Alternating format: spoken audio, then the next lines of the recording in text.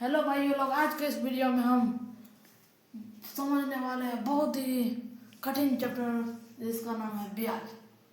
आप सब ब्याज तो पढ़े होंगे, कैसे करके ब्याज ले, कैसे करके दे। तो आइए इसके बारे में हम जानते हैं। सबसे पहले जानते हैं ब्याज क्या है।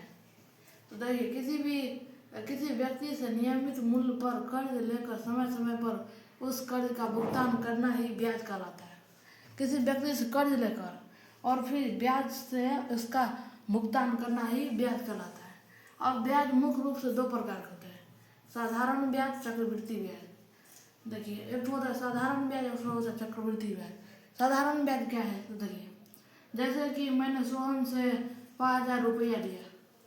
अब ब्याज का दर है, देखिए ये ब्याज का दर है 2 रुपया, मतलब 2%, 2 वर्ष का ये चीज़ है। तो अब ये पूछ रहा है कितना ब्याज हुआ। अब हम सोहन को कितना रुपया लौटाएंगे। तो इसी के एक तो सवाल हम हल कर रहे थे। यहाँ पे सवाल क्या कर रहा है, 2,000 रुपया पर 3 वर्ष का 10% वार्षिक दर से साधारण ब्याज ज्ञात कीजिए। तो सबसे पहले समझते हैं मूलधन। तो आइए समझते हैं, सबसे पहले समझते हैं मूलधन क्या है। देखिए, किसी व्यक्ति से ब्याज लेना ही मूलधन कहलाता है। मैंने देखिए इसमें कह रहा है 2,000 रुपया का ब्याज दिया, यानी ये 2,000 मूलधन हो गया। तो मूलधन बराबर कितना लिखेंगे, 2,000। अब हम समझते हैं समय। अब समय क्या है, कितने वर्षों के लिए लिया है। तो 3 वर्षों में ये कह रहा है कि हम 3 वर्षों में लौटा देंगे, तो समय हो जाएगा 3 वर्ष।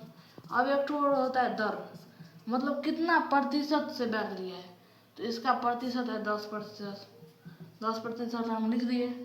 अब चलिए इसका हल करते हैं। देखिए, अब पूछ रहा है यहाँ पे साधारण, देखिए सवाल में पूछा साधारण ब्याज ज्ञात कीजिए। तो अब पूछ रहा है साधारण ब्याज बराबर वाट। तो ये देखिए, सबसे पहले साधारण ब्याज बराबर होता है मूलधन गुने दर गुने समय बट्टा 100। यह साधारण ब्याज बराबर होता है। मतलब हमको साधारण ब्याज निकालना है तो मूलधन गुने दर गुने समय बट्टा 100 निकालना है। तो अब पूछ रहा है मूलधन कितना है, तो 2,000 मूलधन है, तो 2,000 यहाँ पे हम रख देंगे।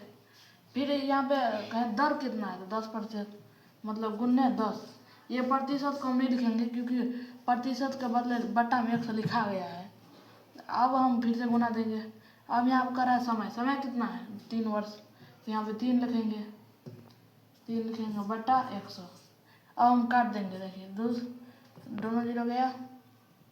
अब ये तीनों गुना कर देंगे, तो 20 जन का 200, 200 दिया 600, यानी अब तो देखिए अब 20 जन का 600 आ गया, यानी हमारा ब्याज बराबर, यानी इसका ब्याज हुआ वो 600 हो गया। अब मान लो ये 600 और कितना ब्याज लिए थे उससे 2,000, तो 2,000 प्लस 600 बराबर 2,600, यानी अब हमको इसको 2,600 रुपया लौटाना है। तो आप ऐसे करके ब्याज निकाल सकते हैं अगर किसी भी साधारण ब्याज निकालना है। अब देखिए, अगले वीडियो में हम चक्रवृद्धि ब्याज के बारे में बात करने वाले हैं। अगर आप इस चैनल पर नए हैं तो सब्सक्राइब और लाइक जरूर कीजिएगा, क्योंकि अगली वीडियो बहुत ही मज़ेदार होने वाला है चक्रवृद्धि ब्याज का। तो आप सब कमेंट और लाइक जरूर कीजिएगा। मिलते हैं अगली वीडियो, तब तक के लिए बाय बाय।